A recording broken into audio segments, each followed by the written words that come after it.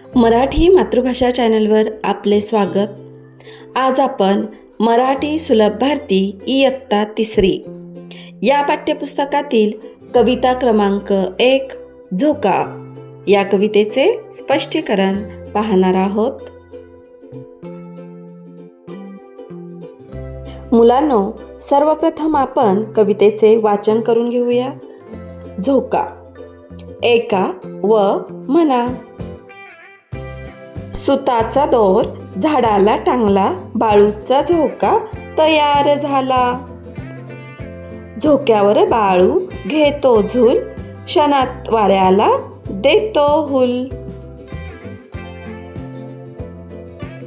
बाळूचा झोका मागे पुढे, बाळूच्या अंगावर फुलांचे सडे. बाळूला झोका देते ताई, दुरून बघतात बाबा आई. झोक्यावर बाळू दिसतो कसा, निळ्या आभाळी चांदोबा जसा. या कवितेचे कवी आहेत दादासाहेब कोते. अतिशय सुंदर, साधी, सरळ आणि सोपी कविता आहे. मुलांनो, आता आपण कवितेचे स्पष्टीकरण पाहूयात. कवितेचे नाव आहे झोका. तुम्हा सर्वांना झोका माहीतच असेल.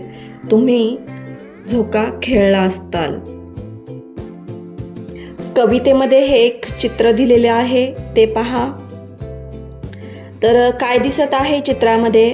तर एक मोठं झाड आहे आणि त्या झाडाला झोका बांधलेला आहे. ज्यांना कोणाला झोका कसा असतो ते माहीत नसेल त्यांनी हे चित्र पहा.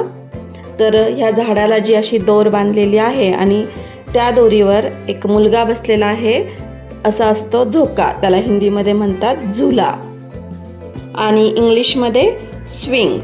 तुम्ही ज्यावेळेस गार्डनमध्ये गेला असताल तर तिथे सुद्धा झोका असतो, त्यामुळे झोका सगळ्यांना माहीतच असेल. तर या चित्रात बघा, हा मुलगा झोक्यावर बसलेला आहे आणि झोका झाडाला बांधलेला आहे आणि त्याची ताई त्याला झोका देत आहे. शेजारीच त्याचे आई बाबा उभे आहेत.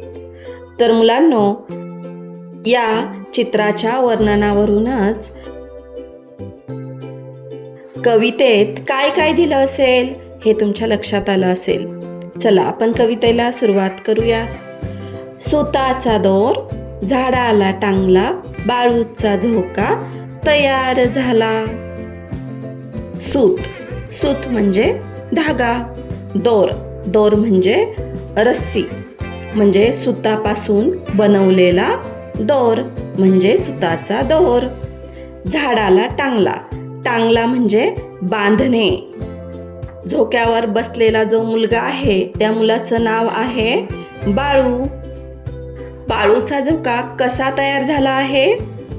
सुतापासून तयार झालेला दोर झाडाला बांधला आहे आणि बाळूचा झोका तयार झालेला आहे, असं या ठिकाणी कवीने म्हटलं आहे. पुढील ओळी पाहूयात. झोक्यावर बाळू घेतो झूल, क्षणात वाऱ्याला देतो हुल. मुलांना, ज्यावेळेस उंच असा झोका घेतला जातो एकदम जोराचा, त्यावेळेस झोका हवेमध्ये मागे पुढे होत असतो, त्याला कवीने झूल म्हटलेलं आहे. ज्यावेळेस बाळू झोक्यावर झूल घेतो त्यावेळेस तो काय करतो? क्षणात वाऱ्याला हुल देतो, म्हणजेच चकवा देतो. बाळूचा झोका मागे पुढे, बाळूच्या अंगावर फुलांचे सडे. बाळूचा झोका मागे पुढे होत असताना झाडावर जी फुले आहेत ती बाळूच्या अंगावर पडत आहेत. पुढच्या ओळी पाहूयात. बाळूला झोका देते ताई, दुरून बघतात बाबा आई. बाळूला झोका कोण देत आहे? तर बाळूला त्याची ताई झोका देत आहे आणि दुरून त्याचे बाबा आणि आई बघत आहेत. झोक्यावर बाळू दिसतो कसा, निळ्या आभाळी चांदोबा जसा. आभाळी म्हणजे आकाशी, चांदोबा म्हणजे चंद्र.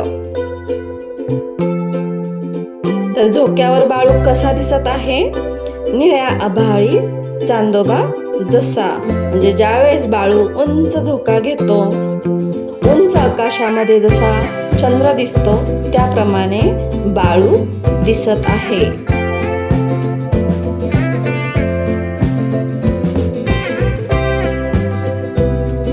मुलांनो, ही कविता तुम्हाला नक्कीच आवडली असेल. अशाच प्रकारचे नवनवीन शैक्षणिक व्हिडिओ पाहण्यासाठी चॅनलला सबस्क्राईब करा आणि व्हिडिओ आवडला असेल तर व्हिडिओला लाईक करा. थँक्यू.